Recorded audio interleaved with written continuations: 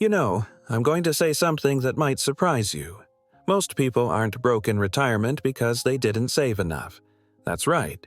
The real reason is something most of us don't even notice. It's subtle. It creeps in slowly, often masked as being careful or doing the right thing. But over time, it can chip away at everything you've worked for. And the worst part, it doesn't matter if you've got $20,000 saved or $2 million.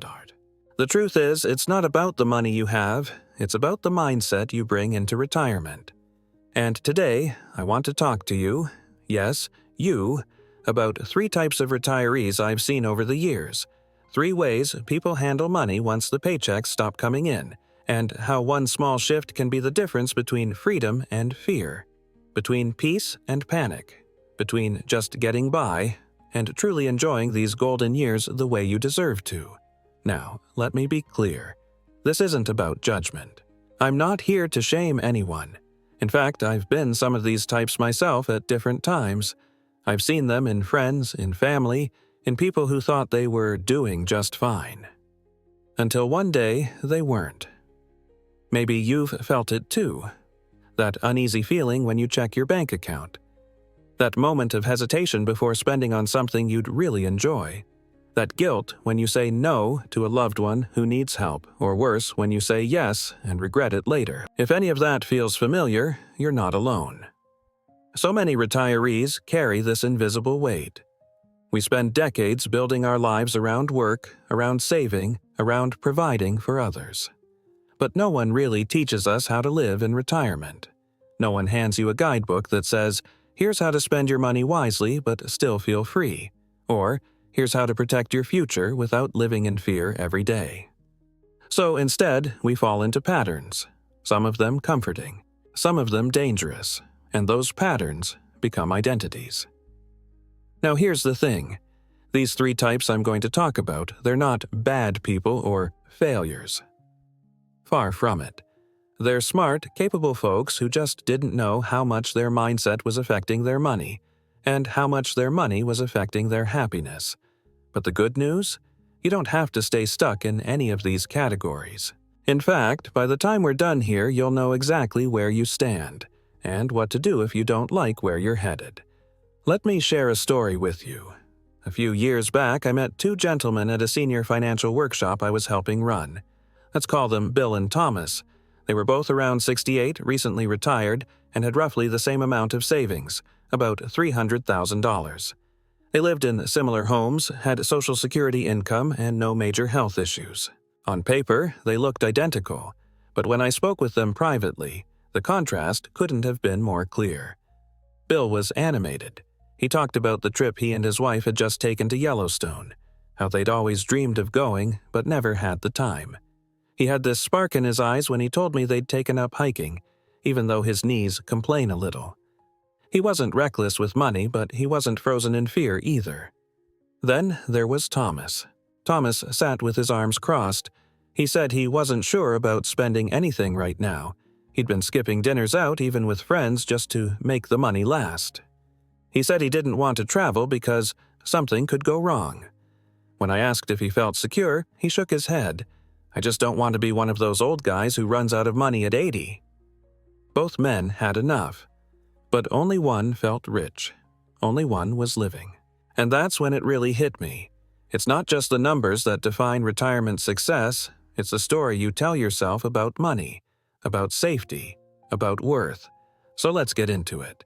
Let's talk about the 3 most common types of retirees who never truly feel wealthy, no matter how much they have in the bank. And as we do, I want you to ask yourself, gently and honestly, is this me?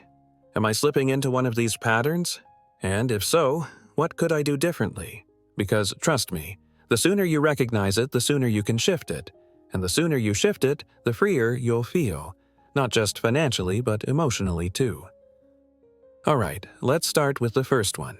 This type might seem comfortable on the outside, but inside they're slowly losing control of their money without even realizing it. I call this person the comfortably complacent retiree. And to be honest, this one can sneak up on you. See, this is the retiree who feels like they're doing okay. Not great, not terrible, just okay. Bills are paid, the fridge is full, and maybe there's even a little extra for a hobby or two. On the surface, everything looks fine. But deep down, they've slipped into autopilot. They're not really looking ahead anymore. They're not tracking how their spending is changing or how inflation is slowly eating into their savings. They're not checking in with their financial plan because, well, things seem all right? Why fix what's not broken? But here's the truth most people don't talk about. Being comfortable can be dangerous when it leads to complacency. Because comfort without awareness can quietly turn into a slow financial slide. I met a woman once, Linda, who had retired at 65 with what most would call a solid nest egg. She had a modest pension, a fully paid-off home, and around $400,000 in savings.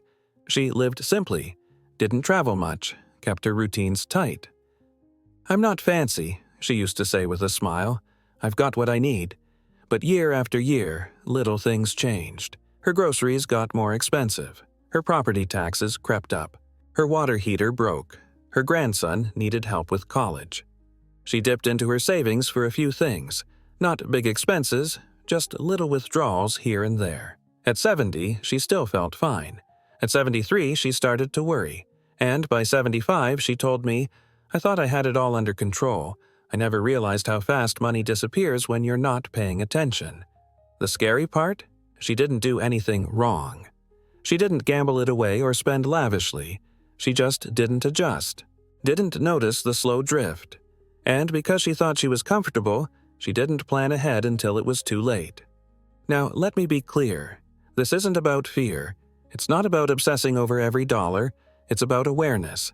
It's about staying engaged with your money even when things feel steady. Because steady can shift.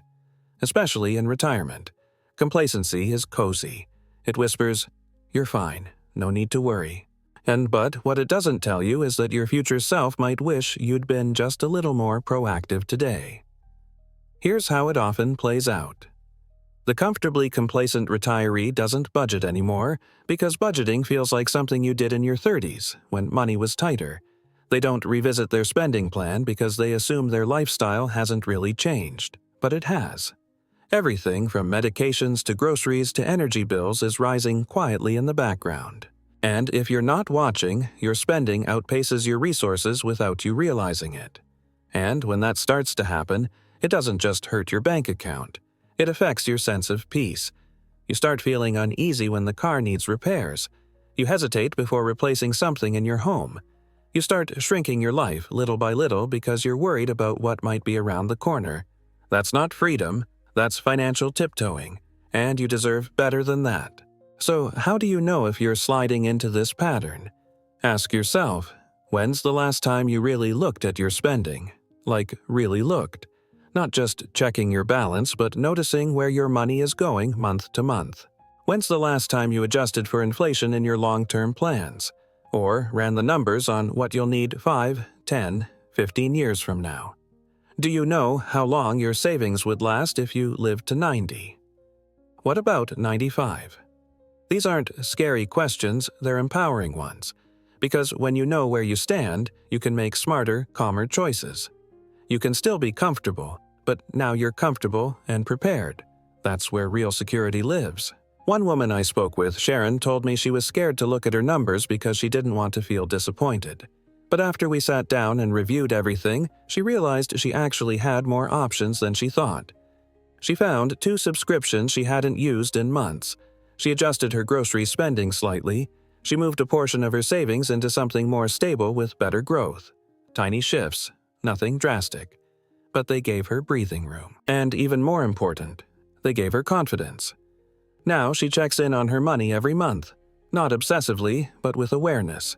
She says it helps her sleep better at night, and she actually spends more freely now because she knows exactly what she can afford. That's the power of waking up from financial autopilot. So if any of this sounds familiar, if you've been floating along thinking, "I guess I'm fine," but feeling that little tug of uncertainty, let this be your friendly nudge. You don't need to be a financial expert. You don't need a spreadsheet or a fancy app. All you need is curiosity and a willingness to pay attention again. Because the earlier you notice where things are drifting, the easier it is to steer the ship back on course. And once you're back in control, you'll feel it, not just in your wallet, but in your life. All right, now that we've talked about the first type, let's look at another one. And this one's especially close to my heart because it's something I see a lot among kind, generous people. People who mean well, but end up sacrificing their own security without even realizing it. I call this person the overgiver. And before we go any further, let me say this. Generosity is one of the most beautiful traits a person can have. If you've spent your life helping others, supporting your family, giving to those you love, that's something to be proud of, truly. But there's a difference between generosity and self-sacrifice. The overgiver is someone who, deep down, doesn't feel entirely comfortable putting themselves first. They might not even realize they're doing it, but they're constantly saying yes to other people's needs, even when their gut is telling them, maybe not this time. It usually starts with the best intentions. A child needs help with rent, a grandchild wants to go back to school, a friend is going through a tough time, and the overgiver reaches for their wallet. It's just this once. They think, they need me. I'll figure it out later. And in the moment, it feels right. It feels loving. Giving feels good. But over time, it starts to wear on them. I remember one man, Carlos, who told me he had given more money away in his first 3 years of retirement than he had in the 10 years before that. Not because he was wildly wealthy, but because the requests kept coming, and he didn't want to disappoint anyone. They think I've got it all together, he said, but some nights I lie awake wondering if I'm going to be okay. That line stuck with me. They think I've got it all together. Here's the tough truth. Sometimes people assume that if you're retired and own your home or have savings, you're set. But retirement income doesn't work like a paycheck. It has limits. It has to last. And every dollar you give away is a dollar you may not be able to replace. But here's the good news. Setting boundaries doesn't make you selfish. It makes you smart, it makes you strong, and it actually protects your ability to continue being generous, just in a way that doesn't hurt you. Think of it like being on an airplane. They always tell you to put on your own oxygen mask first before helping someone else. Why? Because you can't help anyone if you're passed out from lack of air. Your financial security works the same way. When you take care of yourself first, you're in a better position to give out of overflow, not out of pressure, or guilt, or fear of letting someone down. I spoke with a woman named Denise who struggled with this exact issue. Her adult son had hit a rough patch: divorce, job loss, a lot of emotional stress. She helped him with his bills, then his car, then a small loan that slowly became a gift. And even though she wanted to help, it started to add up. When she finally looked back over the past 18 months, she realized she'd given him almost $24,000. Quietly, piece by piece. And her retirement fund was shrinking fast. She was scared. She didn't want to tell him no, but she also didn't want to lose her own independence. So she did something brave. She sat down with her son and told him the truth, not in anger, not in blame, but in love. She explained her situation, her worries, and what she needed to feel secure again. And you know what happened? He understood. He was surprised, of course. He hadn't realized the impact. But once he knew, he stepped back, got creative, found other ways to get support. And Denise? She felt relief. She told me it was the first time in months she'd felt like she was steering her own ship again. Saying no doesn't mean you love someone less. It means you love yourself enough to protect the life you've worked for, and you trust that the people around you are capable of finding their own way too. Now, does this mean you can never help? Of course not, but help should come from a place of stability, not sacrifice. It should be part of a plan, not a panicked reaction. So here's a little test. The next time someone asks you for money, pause. Take a breath. Ask yourself, can I give this without putting my own future at risk? And if the answer is no, it's okay to say so. You can offer emotional support, advice, encouragement. But you don't owe anyone your security. Because here's the thing. When your needs are met, when your finances are steady, when you feel grounded and in control, you become a stronger, happier, more present version of yourself. And that version has so much more to give, in ways that go far beyond dollars. All right. We've talked about the complacent retiree, the one who's drifting without noticing. And we've just explored the overgiver, the one who gives so much to others they forget to care for themselves. But there's one more type we need to talk about. This one's trickier, because on the outside they seem super responsible, careful, cautious. You'd probably even say they're doing everything right. But on the inside, they're carrying a quiet fear that holds them back from truly living. Let's talk about the worried waiter and how fear can quietly steal joy, even from those who've done everything right. This one can be the hardest to spot, because from the outside, they seem to be doing everything right. Careful, responsible, frugal, organized. They track every penny. They never overspend. They've probably clipped more coupons than they can count. But deep down, they're exhausted. I call this type the worried waiter. And not because they're waiting tables, but because they're always waiting. Waiting for something bad to happen. Waiting for the economy to crash. Waiting for a medical emergency. Waiting for the right time to finally enjoy their money. But somehow, that time never comes. The worried waiter is the person who's worked hard, saved diligently, and made smart choices all their life, but can't bring themselves to enjoy the rewards of that hard work. And look, I get it. The world feels uncertain. Healthcare isn't cheap. Prices keep rising. It's natural to want to protect what you've built, but when worry becomes a lifestyle, you don't feel safe, you feel stuck. I remember talking to a man named Harold. He was 72, retired for 7 years, and had over $850,000 saved. His house was paid off, his health was good, and his Social Security more than covered his monthly needs. But Harold hadn't taken a vacation in over a decade. He drove a 20-year-old car, refused to turn on the heat unless it was freezing, and lived on the exact same $60 a week grocery plan he'd followed since the 90s. When I asked him why, he shrugged. "You never know," he said. "Something could go wrong. I just don't want to be a burden someday." And I nodded, because that fear is real. But then I asked him one more question. "Harold, when is it going to be safe enough to enjoy the life you've already earned?" He got quiet. See, that's the trap of the worried waiter. They're always preparing for someday, and in doing so, they miss today. They wait to spend until things settle down, not realizing that life never fully settles. They skip dinners out. They say no to things they actually want. They hold back gifts, plans, passions, because they're afraid of what might happen. And all the while, time marches on. They wake up one day and realize 10 years have passed. They're older, a little more tired. Friends have moved or passed. The opportunities they once put off aren't as available anymore. They realize they were saving not just money, but experiences. And now, some of those experiences, they're gone. The truth is, financial security is about balance. Planning for the future, yes, but also giving yourself permission to live in the present. Not recklessly, not extravagantly, but meaningfully. Because money, at the end of the day, is just a tool, and tools are meant to be used. I knew a woman named Ellen who told me she used to live like a worried waiter. She grew up poor, and even after she had more than enough, the fear of not enough never left her. She skipped vacations, skipped birthdays, even skipped medication sometimes just to stretch $1. One day, her daughter sat her down and said, "Mom, you're living like we're broke, but we're not, and I don't want you to spend the next 10 years just surviving when you could be enjoying." It changed something in her. Ellen started small. She gave herself a fun budget every month, just $100 to spend guilt-free. She bought flowers for her table. She took her sister to lunch. She signed up for a painting class, and slowly she started to breathe again.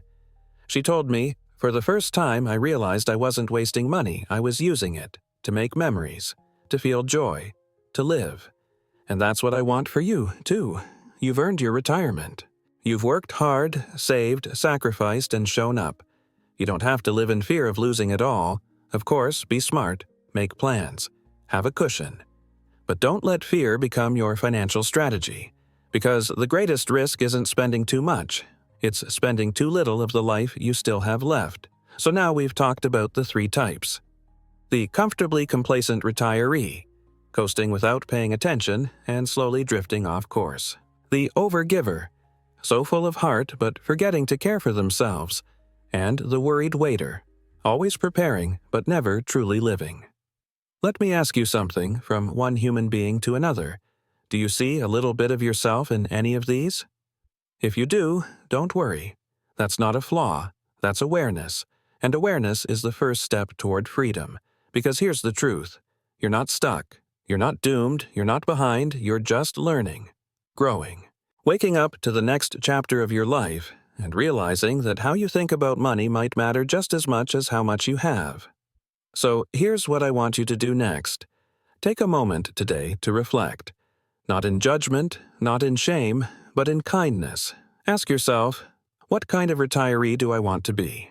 What small change can I make today that helps me feel more free, more in control, more alive? Maybe it's reviewing your spending plan. Maybe it's having a conversation with your family. Maybe it's letting yourself book that trip you've been putting off for years. Whatever it is, start small. Start where you are. And remember, you deserve a retirement that feels good inside and out. You've earned it. Thanks for spending this time with me today. If this resonated with you, leave a comment down below. Tell me which type you connected with and what you're going to do differently from now on. I'd love to hear your story. And don't forget to share this with someone you care about, because we're all figuring this out together. Take care of yourself. You're worth it.